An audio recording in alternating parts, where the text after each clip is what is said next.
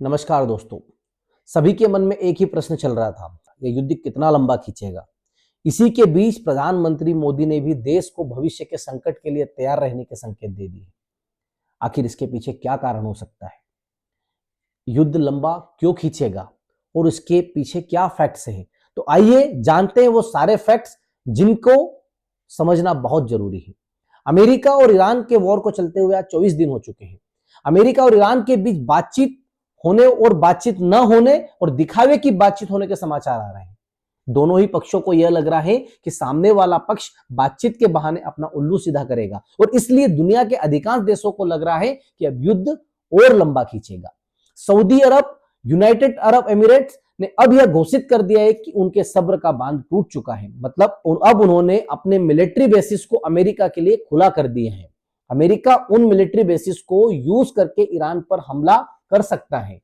अभी तक खाड़ी के सारे देशों ने अमेरिका को अपने देश में स्थित अमेरिकन सैनिक अड्डों को ईरान वॉर में शामिल होने से रोक रखा था, लेकिन जब युद्ध को चलते चलते 3 सप्ताह हो गए तो खाड़ी देशों के धैर्य का बांध टूट गया और उन्होंने कह दिया कि अब हम हमारे मिलिट्री बेसिस को अमेरिका को उपयोग करने के लिए खुला छोड़ते हैं। Enough is enough. तो भविष्य में स्थिति गंभीर हो सकती है, युद्ध लंबा खींच सकता है और इसके संकेत साउथ कोरिया ने दे दिए है। उसने अपने देशवासियों को स्पष्ट कह दिया है, पेट्रोलियम बचाने की अपील तक कर दी है। इवन प्राइवेट इंस्टीट्यूट्स को भी कहा गया है वह पर्सनल व्हीकल कम से कम उपयोग करें। अभी तो यह केवल अपील है, लेकिन यदि संकट बना रहा तो साउथ कोरिया की सरकार प्राइवेट कारों पर लिमिटेशन भी ला सकती है। फिलीपींस ने तो एनर्जी इमरजेंसी डिक्लेयर कर दी है। इस तरह प्रधानमंत्री मोदी जी ने भी देश को भविष्य के संकट के लिए तैयार रहने के संकेत दे दिए हैं। और इसके बावजूद भी भारत के 4 टैंकर युद्ध शुरू होने के बाद हार्मोज जलडमरू मध्य से गुजरकर भारत पहुंच चुके हैं।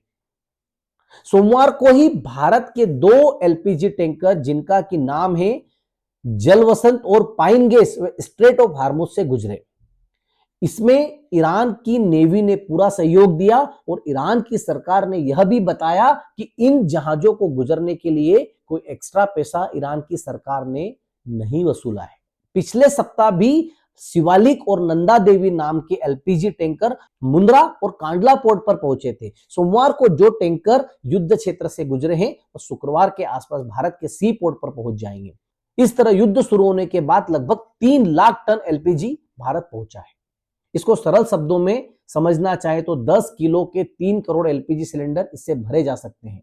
आपको यह भी बता दें कि भारत का मंथली एलपीजी कंजप्शन लगभग 30 लाख टन है और उसमें मेजर कंजप्शन 33 करोड़ कंज्यूमर्स या परिवारों का है। सीधी सी बात, इस महीने आवश्यकता से कम एलपीजी भारत पहुंचा है। इसके अलावा अन्य देशों से भी भारत के पास एलपीजी पहुंच रहा है। पर्शियन गल्फ में भारत के अभी भी 20 जहाज अटके हुए हैं जिनको की सरकार डिप्लोमेसी के बल पर भारत लाने का प्रयास कर रही है। लेकिन एनर्जी क्षेत्र में आत्मनिर्भर सेल्फ डिपेंडेंट बनने के लिए भारत सरकार एथेनॉल ब्लेंडिंग पर अपना जोर बढ़ाएगी और इसी के चलते भारत सरकार ने 90 लाख टन चावल एथेनॉल बनाने के लिए रिलीज करने का विचार किया है। यह प्रस्ताव अभी कैबिनेट में भी आएगा।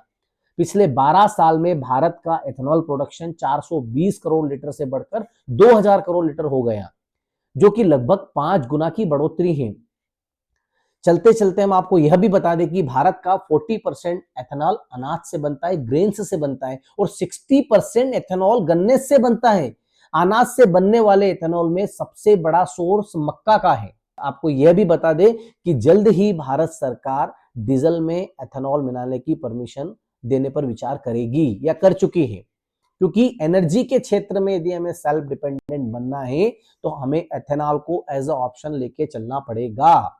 और यदि युद्ध लंबा खींचता है तो एथेनॉल हमारे लिए एक बहुत बड़ा सपोर्टिव ऑयल का रिप्लेसमेंट साबित होगा।